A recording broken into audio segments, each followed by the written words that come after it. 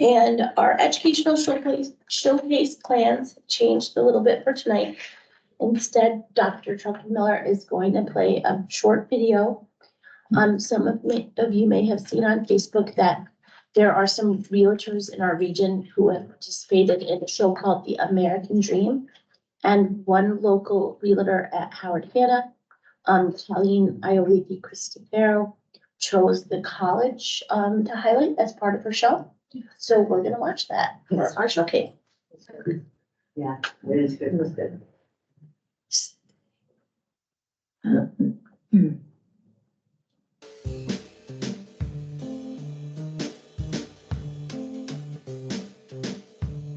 Hi, I'm Colleen Iowiki Cristofero. I'm your lifestyle and real estate expert and host of American Dream TV. Today we're at Fulton-Montgomery Community College. We're here to show you this beautiful campus and everything it has to offer the community. Here I am in front of the Allen House. We're going to take a walk inside and speak with Dr. Gregory Trustees, the president of the college. I'm here now with Dr. Greg Trustees, the president of the college, and I'd like to welcome you to the show. Thanks for joining us. It's my pleasure. What would you say that maybe your most popular programs are here? Our most popular programs are our allied health programs, our nursing program, our tech program, and also our health studies program, which prepares students for a wide variety of careers in the healthcare field. Can you describe any partnerships that the college has or collaboration between local artists, businesses, and organizations in the community?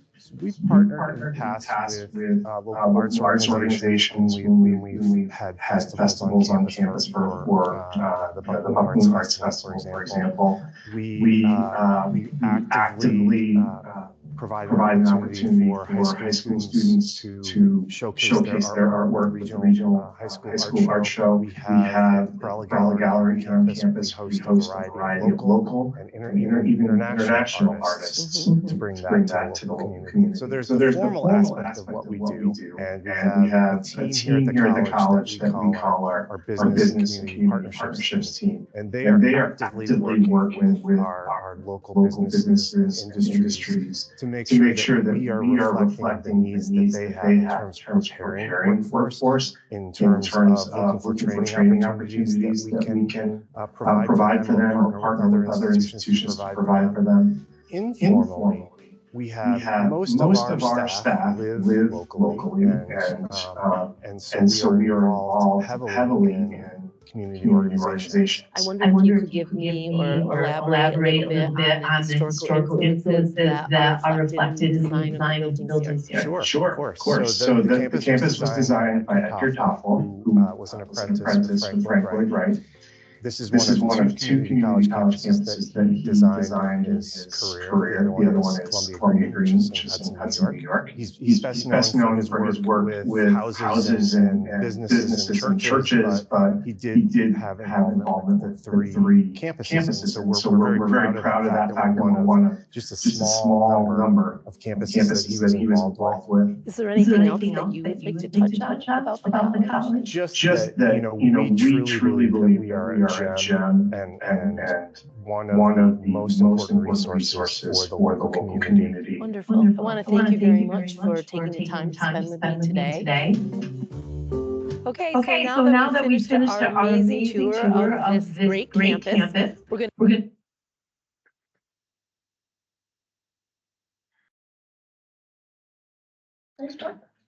Hey. Do we have any public or union comments? Hearing none, in your packets are the minutes from last month's meeting. Hopefully everyone has had the opportunity to review them. Can I have a sponsor to approve the minutes of the last meeting? I understood that I want to give the opportunity to observe. If there is nobody, then I will. Okay, trustee Gazi-Magadam, any second, trustee Jazzowitz. Any discussion or correction to the last month's minutes? All in favor? Aye. Opposed? Abstained? Motion carries. We'll move on to the president's report. Thank you, Madam Chair. So this week, the Chancellor held a president's meeting for all of the 64 campuses. The focus really was on, they had two primary guest presenters. One was on the All-In Campus Democracy Challenge, which focuses on helping campuses engage students in nonpartisan voter engagement. So there was encouragement to participate in that, particularly in a year like this, where there's a national election that's going to get a lot of attention and is gearing up to be potentially divisive. So they wanted to provide resources to campuses for that. And then also the SUNY General Counsel provided a Title VI update to campuses and provided guidance and examples around a lot of the issues that particularly campuses downstate are having regarding student unrest and student incivility, and reminding us what our responsibilities under Title VI of the U.S. Department of Education rules are with making sure that we provide a safe place for students and intolerance for hate speech in particular. John's going to touch more on that in his comments, but certainly that was a focal point of the conversation. And we had an opportunity to break out as sectors and with community colleges talk about what's been happening with regard to those two topics. And for the most part, community colleges haven't been experiencing the same sorts of issues that some of those other institutions have. So that's the good news, but certainly we want to be aware of that. I did let the trustees know last week that late in the week, we were notified by New York State that we've been awarded funds from the opioid settlement that is being used to finance scholarships for tuition fees, required materials for our addiction studies program that has the KSAC certification built into it. So there is a definite need for those certified alcohol and substance abuse counselors. They're looking for ways to provide easy on-ramps for students. And so in addition to some other programs that we have that are providing some financial support for that, we received that good news last week as well. The SUNY transformation funds that you've heard me talk about that were part of this New York State budget this year, that we received about $1 million worth. We had a progress report due a couple of days ago. That's been submitted, and we received the first tranche of funds in the fall. We hope, once they're happy with our progress report, we'll get the next round of funding for that, and continue to do fund the good work that pot of money is helping us with. We did have a meeting with our neighbor at Campus View this week. He's submitted a request to the counties for additional land. He wanted to provide some additional information to me and solicit my assistance in getting meetings with the counties, because my understanding is he's not heard back from them. I indicated to him that that's really between him and the counties, that he's interested in pursuing additional land. That's something we'll have to follow through those processes. But I did reach out to our sponsor counties to let them know that he did ask for a meeting. So we'll see where that goes, if anywhere. And lastly, in my report, Founders Day is next Tuesday. All trustees are invited to attend any or all of that day if they so choose. This is a day that, I believe this is our 24th annual Founders Day. And it's an opportunity for the campus to come together across all areas and engage in some professional development, some food, some fellowship, and some fun. So we have always extended the invitation to our trustees, and if you have the time and interest, you're certainly welcome to join us for part of the day or all of the day. It's the 27th. The 20th, so 20th. next Tuesday.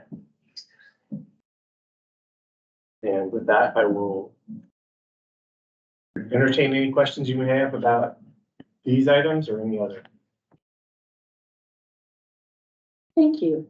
The College Assembly report is in everyone's packets, and I will call on Trustee Carter to see if there's any news from the student perspective. Hi, everyone. So we had our first meeting on the 8th, And we conducted new business and we had a presentation by Kevin Jones, who is the Director of Athletics, and Joseph Gander, who plays men's soccer. Back in December, he was honored with the award for his amazing, outstanding performances on the soccer field. And him and Kevin and the other coaches, they paid partial of his travels to California to be able to be in person and get that reward. And we asked the Senate to help out with Block 2890. It was approved, and I would like to express thank you to him for going out to California to represent FM and his amazing accomplishment and keeping us on the map and known, So that's about it. That's it. Thank you. Thank you. Committee reports, finance with trustee Beck. Wow. Thought Taipei was first. Oh, she is, I'm sorry, foundation excellence trustee. No, I President was Scott, it you all know. figured in my head, now I know how to do it. Which one do you want? We'll do foundation. Okay, Sorry. thank you. I'm gonna start with the foundation. Annual appeal, which was sent last year, December 28th. I'm sure everybody got it. And to date, foundation received $47,500. And this year, the appeal will be designed to the fundraising for the multi-purpose turf athletic field. Which the state is gonna match unless somebody, the donor, have any object to it. The foundation anticipate 100% of board of trustees as well as member of the foundation. Board member participate in that fundraising. The other item is the sale of the foundation land, which is 155 acres, is under the contract with New York Land and Lakes. This is northeast of this firm, which the most respectable land company. They are presently waiting for seeking for subdivision approval from town of Amsterdam, town of Johnston, as well as town of Perth. Pearl Gallery, as you saw a little bit of it, is the opening was February 2nd, and the artist was Alexander Higgins, and his work is with oil, is very, very unique and interesting. The foundation has a wonderful, enormous success, and a lot of more than 60 people they attended, and as a matter of fact, 8 of that 8 work were sold at that time. If you didn't see it, please can go before February 24th and take a look at it. It's very, very unique. Foundation hosting a program. They call it Essential Concept for Non-for-Profit Board on Wednesday, March 6th at 8 a.m. in Fraser Room. Speaker would be BJ Costello, as well as Inman Straub. Yeah. And the complimentary was really served, and this is RSVP is required. The deadline is March 1st. You can call the foundation or go online and send the email to Ms. Tabasco, M. Tabasco at FMCC. The last report is the one before the last. Our country foundation is planning with a former soccer player, which apparently he was one of the alumni, Mr. Otto Hay, 50 years ago. And apparently he want to get together with, where I don't know how many can find it to get together as alumni, the only soccer player, and chosen the FM, which was very good. And the last but not least, they sent the golf tournament. They said that it was May 23rd. And in case you want to sponsor or something, play for some ever, send money. And by the way, this is one of the picture regarding the gallery has one page spreading among us. With that, I conclude my report. And if there's no question, me. Thank you. And for those of you who have not been to the Perella Gallery, I went on the opening night. The artwork is stunning. It's definitely worth it. I saw it. I think it's just about. I'm gonna make sure to go and look at it. It's amazing. Yeah, they did a beautiful job. And it was a really nice event. And now we'll move on to finance. Okay, everybody received it in their packets, so I'm just gonna highlight in about 4 notes if you want to follow, just look in it. Just on the expense report for the period of 9/1/23 through 1/31/24, it's covering about 42% of our fiscal year, was provided to you. And to date, expenses and encumbrances are at 44% of budget. Moving on to the financial statement, period of 9/1/23 through 12/31/23, it's covering 33% of our fiscal year. If that also was provided, and just want to note that the revenues includes billing activities through 2/31/23 and covers the fall of 2023 and the winter of 2024 and the spring of 2024 semesters. We try to figure it out. I had a little difficulty of how that was all doing it, but it did, so it's okay. This represents 90.5% of our tuition budget, while expenses incurred represent 4 months at a 31.8% of budget. Right now, it's nice to see the percentages. They're not screaming anything red, so that's the best thing that we can all look at.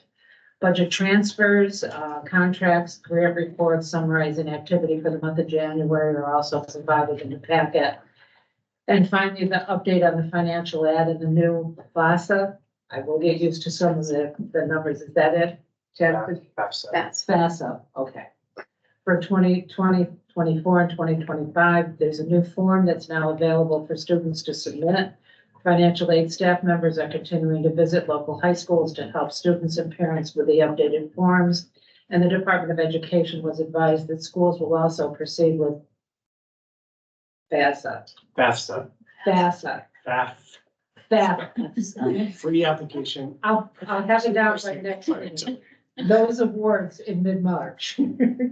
And if there's any questions, I am glad that Chastity is here because I can help answer them. FAFSA. I've got 3 kids in that college age. Oh, we scream it in my ear when you say Very it. familiar. Nope, that's for you. Okay. Thank you.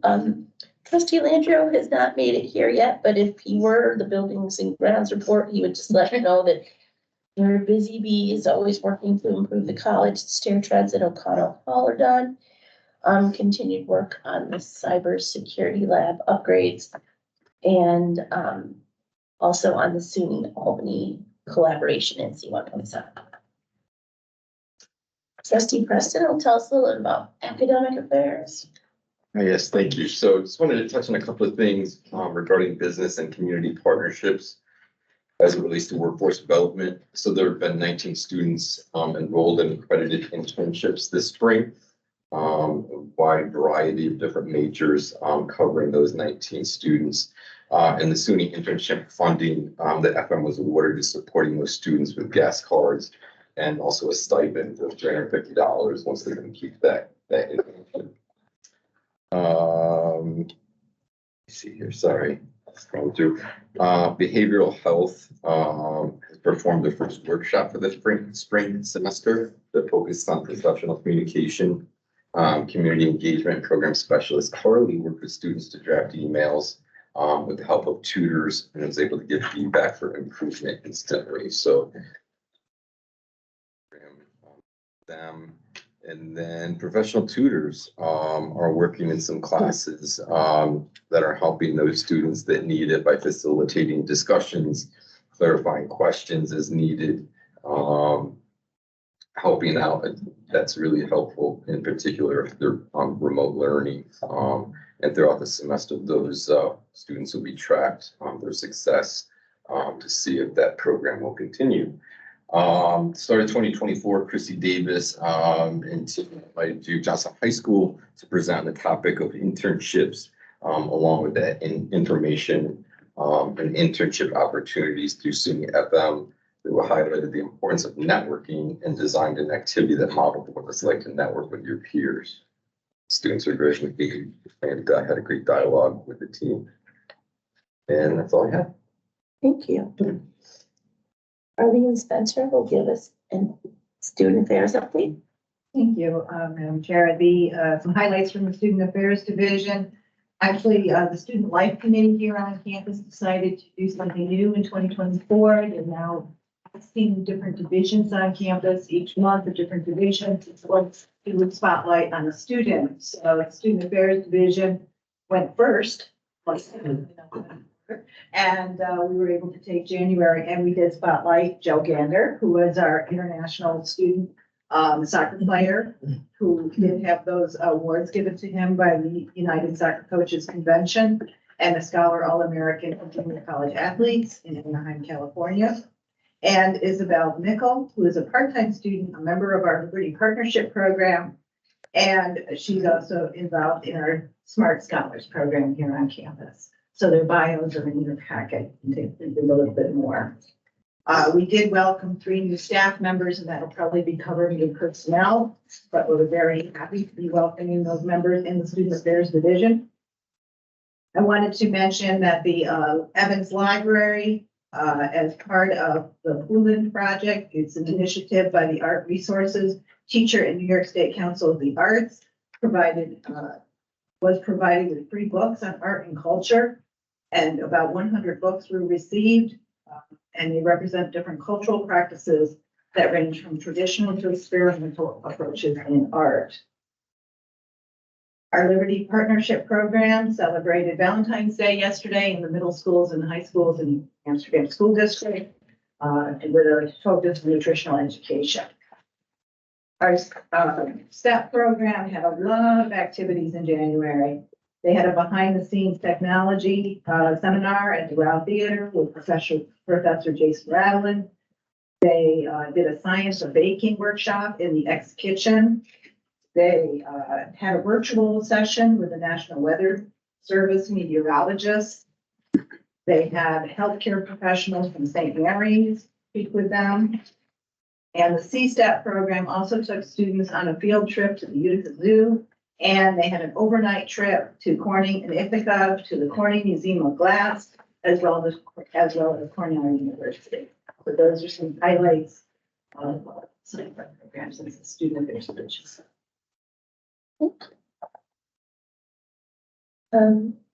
John Von Bladell will tell us about diversity, equity, and inclusion. Well, thank you. Let's see, well, our diversity, equity, and inclusion campaign, that was really well attended. We got our work cut out for us. As I said, we're going to work on our diversity report, try and make it consistent with the 25 points that the state has, some of which we can do, some of which we really can't, because it has to do a lot with the state and things here. But the headings, for those of you who would like to know, go to SUNY diversity. Right, 25-point plan, they'll pop up. I think I gave you an email address last time. And the ones we're working on is close student academic equity gaps, create a more inclusive culture at SUNY system administration, embed racial equity into curriculum. We've been doing that. Strengthen the institutional role of the chief diversity officer. I'm feeling strong on every campus, and that is really interesting because everyone has different jobs. there's not really any one way of doing things. We've been talking. This week I had 3 hours of meetings with the various CDOs from around the state, so we're doing a lot of talking about that. Increased diversity of faculty and staff at SUNY, and in line with this is we've been talking a bit about the Title VI, which really boils down to freedom of speech, and and non-discriminatory behavior. What's okay to say, what's not okay to say, how do you say these types of things, and it also there's expression is in there too, not impinging upon other people's beliefs. So on the one hand, it's a really nice opportunity in the classroom to really help people begin to develop those critical thinking skills and have discussions. You mentioned earlier nonpartisan voter engagement. yeah, and it's how to talk about issues, and the media, all the information that you're just bombarded with at this point. So as a friend of mine says, in crisis, there is opportunity. So just trying to take that approach. Unfortunately, we don't have the type of stress that's going on in some of the metropolitan areas because it's really intense in some of these areas. And we've actually gotten some groups and got them to apply for being clubs because then they're able to regulate them a little bit better. Rather than sort of just standing out of the corner and using Instagram or whatever you use to inspire unhappiness with people. Black History Month, they give you a bunch of dates for that. We have a new student activities coordinator, so hopefully we'll be able to pick up. That was fantastic. We got to finish up quickly. That's a big help. Yeah, we put things on the screen, spotlighting a person for Black History Month each week. And here's an interesting point.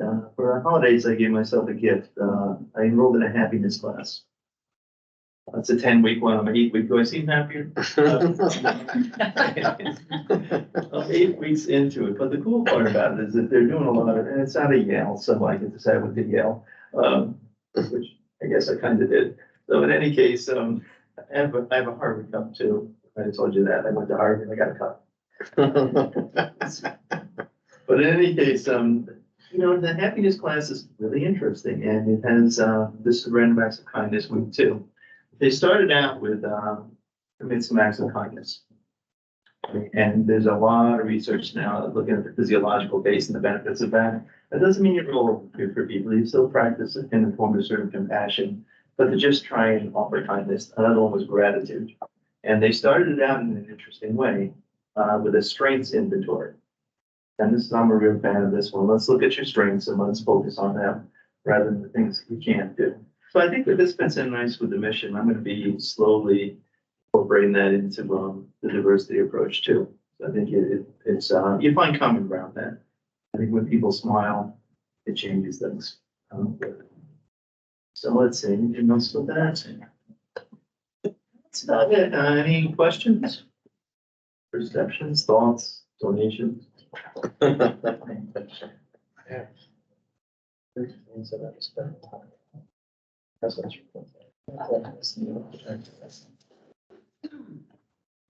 Truck Miller will give us the accreditation. So I'm actually not going to talk about accreditation, but I'm going to mention 3 things I meant to mention earlier, and it's highlighting our athletics program. So, Arlene talks about highlighting our students.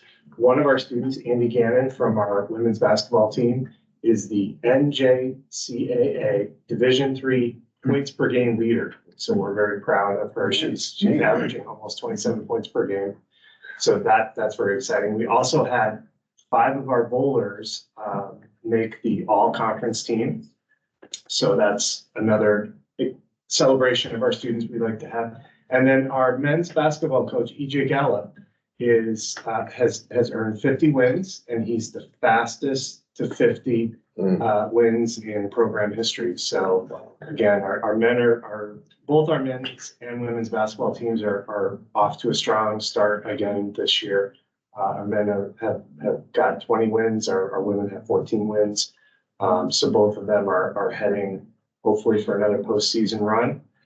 So again, we wanted to highlight those things as well.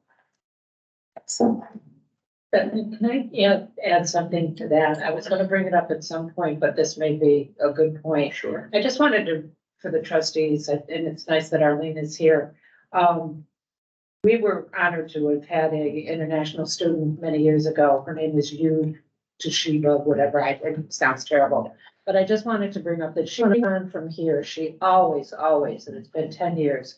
Whenever we talk, we'll talk about FM and how wonderful it was. It started, she then went to Binghamton. She now has been involved with the University of Japan. She has been moved up every place that you could possibly move up in the career. And last week, she was the coordinator of the 9th International Conference for Young Women in STEM Programs at the United Nations. So she had flown back to New York City to be able to do that. And I was able to take a train down to New York to be able to see her. And she just, I can't emphasize enough of how much credit she gives to the 2 years that she started out with her entire education. That's me. So it really was. So thank you, Arlene. And they keep that. Sure that either in my members. Trustee Jaslowitz, will give us an Thank update on personnel. Thank you, Madam Chair. We had some recent hires. Aiden Houlihan recently came aboard as full-time LPP coordinator on January 24th. Aiden joined our team last fall as a part-time LPP student success coach. He earned his BA degree in studio art from Hardwood College. Nora Gordon started January 29th as a part-time security guard. Leanne Pratt resigned as coordinator of student involvement as of January 31st. Pat, you're gonna feel for me because this last name, Yoko, okay. We'll move from Triad student pathway specialist to academic advisor, agricultural and career specialist. This change is effective February 12th. Allison Snell will start February 13th as coordinator of student involvement. Vacancy search is in progress. LPP coordinator, full-time grant funded, search in progress. Apprenticeship and career planning specialist, full-time grant funded, search in progress. Computer service coordinator, full-time, search in progress. 2024 electrical technology faculty, full-time, search in progress. And thank you, Chastity, and that concludes my report, Madam Chair. Thank you. Trustee Wilson. What does the policy committee have for us today? Madam Chair, I am pleased to report that I had no report this evening. Excellent. Moving on to other businesses, Dr. Fulton-Montgomery gave me his notice today that his contract expires in 6 months. You can expect an email with his current contract to be circulated to the Board of Trustees. For review, we will have an executive session to discuss it, if not in March, probably the April meeting. It's something we'll take action on in the summertime, I believe in August. Does anyone have any other business to come before the committee tonight or before the board? I don't believe that we have any reason for executive session this evening, so. Oh, Trustee Jaslowitz, Jaslowitz, take a second on that. No, I withdraw. Any discussion? I withdraw. All in favor? I want to keep them happy. We've never had a meeting. So me. Yes.